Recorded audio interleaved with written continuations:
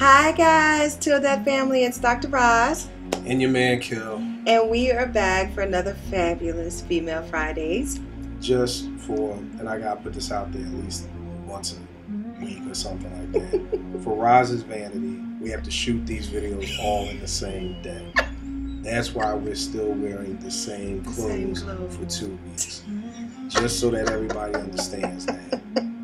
I'm busy, Roz is busy. We can only link up once a week. And Q wouldn't let me do a wardrobe change because she's not doing wardrobe changes. I wanted to. So that's why we have on the same clothes. Thank you. Thank you. I'm all off track now because I'm thinking we just had a conversation like, dang, they gonna be like they don't have no other clothes to wear.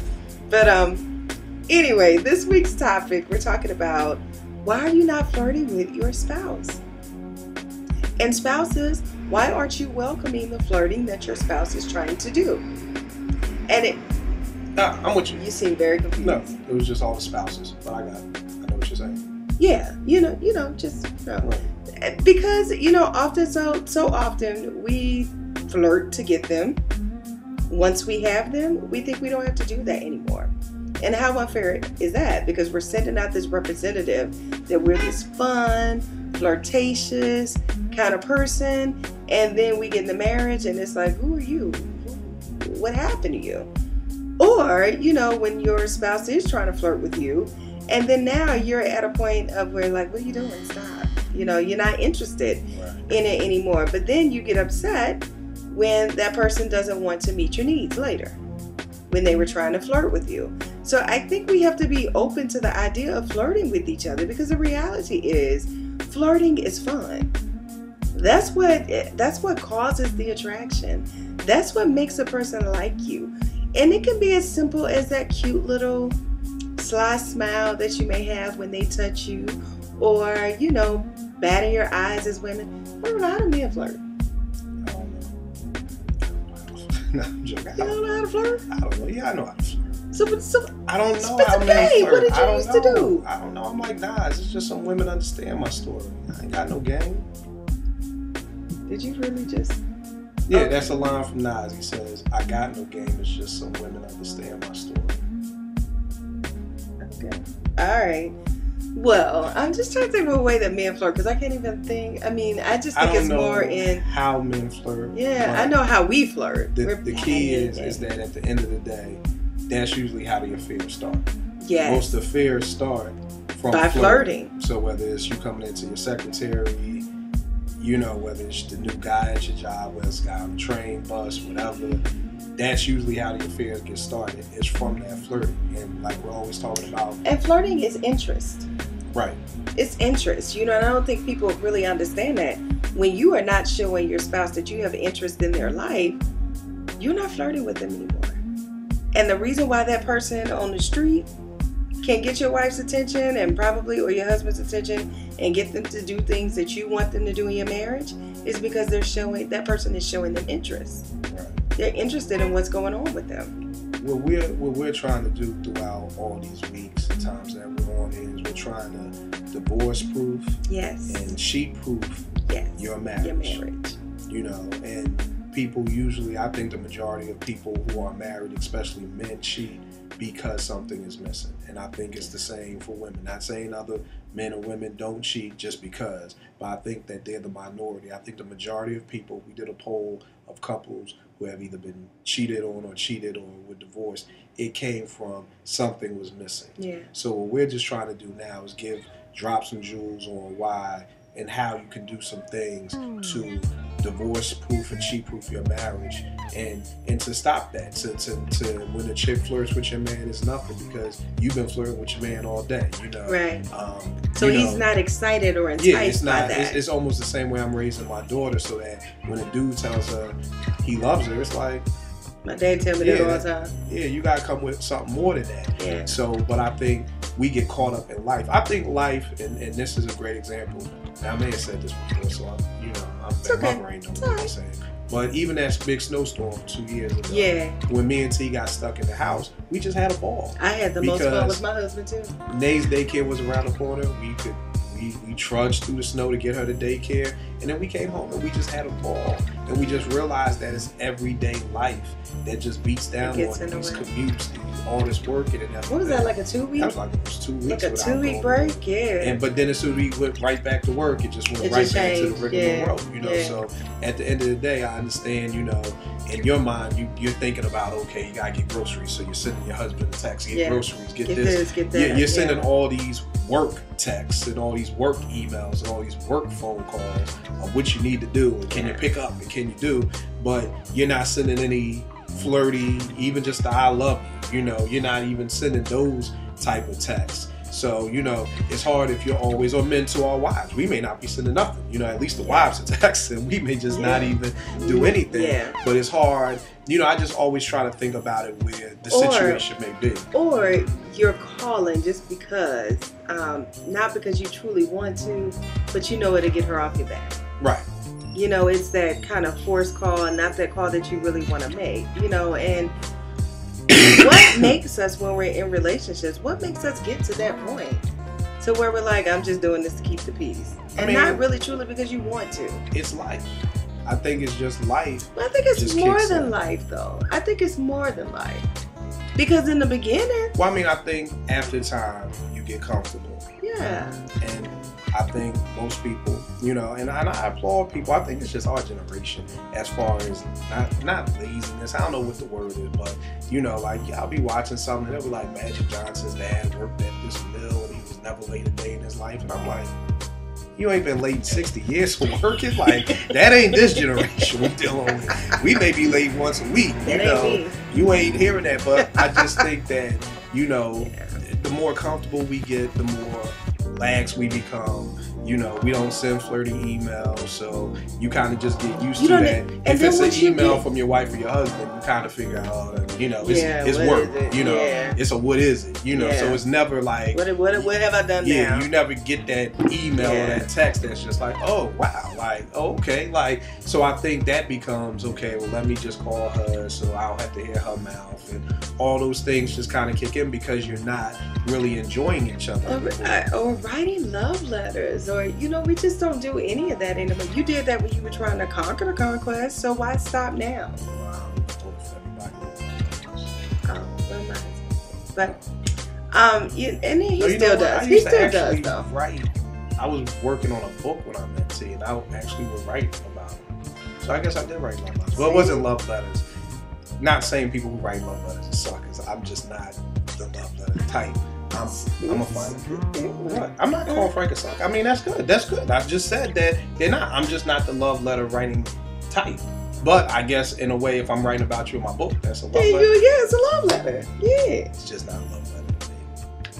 It's like I don't do poetry. I'm not writing no poetry. Well, okay. You know, but then I know people out there with locks would write. And I don't mean to say only people with locks write poetry. He's referring to my husband. My husband has locks and he does I wasn't even talking about Frank. You were? No, I was talking about like the Howard people. Like the incense people. You know, Howard University. Like back in the 90s, Howard was like what I call the peace people. Like, you know, the incense people. You always get an incense at Howard. Everybody had locks. And, you know, the Erykah Badu people. You know, the people who walk around with incense. Frank, I don't look at Frank like a no, he doesn't. No, you know? He just happens to have locks, but he's not walking around with no incense. I was talking about peace people, earthy people. There's nothing wrong with y'all. I love y'all, Erykah Badu. Waiting for the new album. I got beats for you too, if you're listening. You think she's listening? Prayerfully, she is. I mean, she got 4 kids, about 4 different. Maybe she ain't listening. Yeah, she's parenting. Yeah. Geez, we really got off topic. But back to flirting.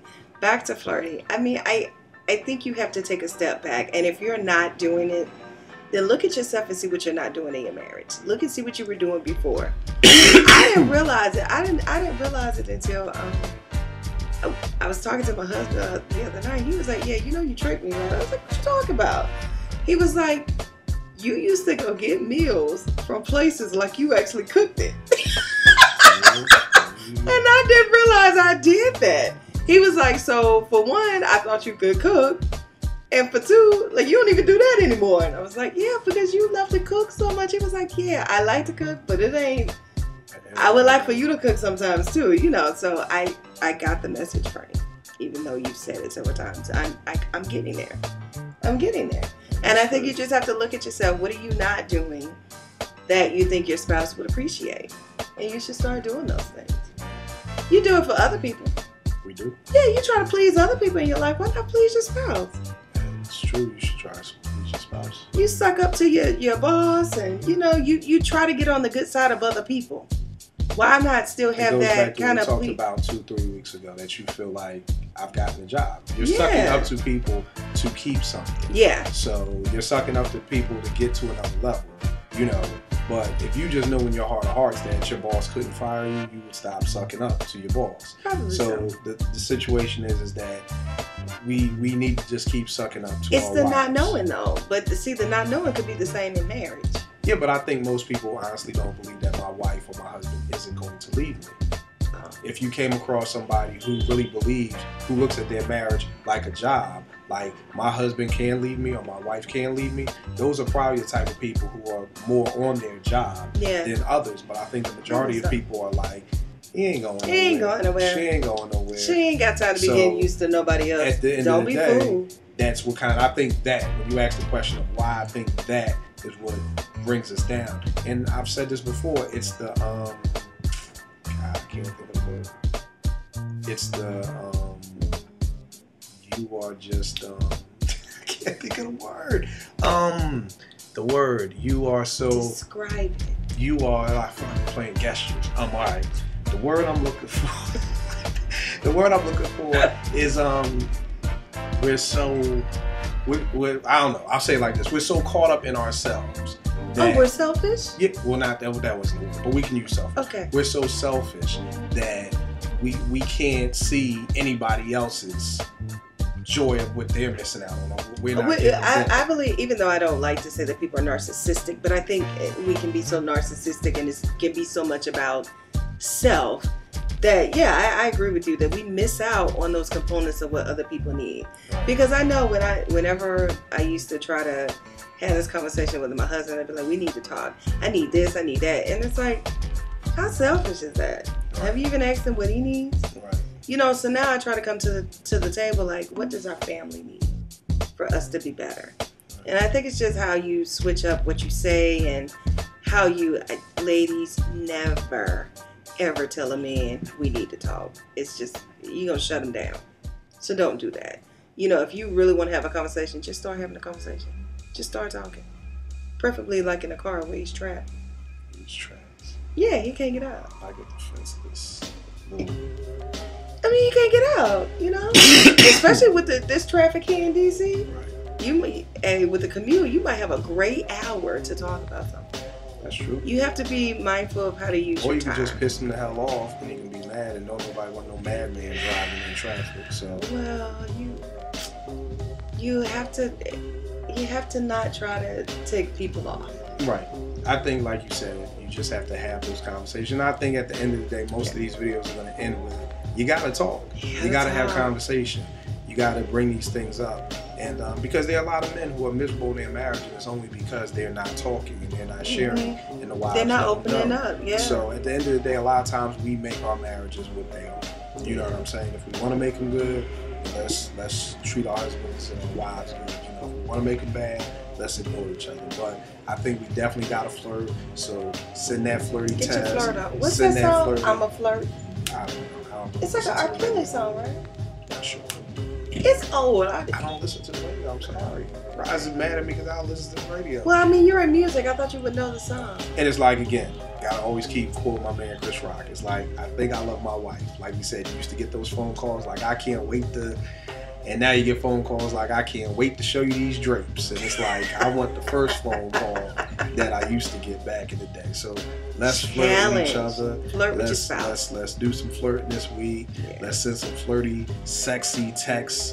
And I guarantee you, your man may actually come home a little early. Send him the right text. Hey, that might be another topic. Like, how to get your man to come home early. Yeah. There you go. TillDeafInfo.com. It's been another Fabulous Female Friday. It's your man Kill. And Dr. Roz. Thanks for listening, guys.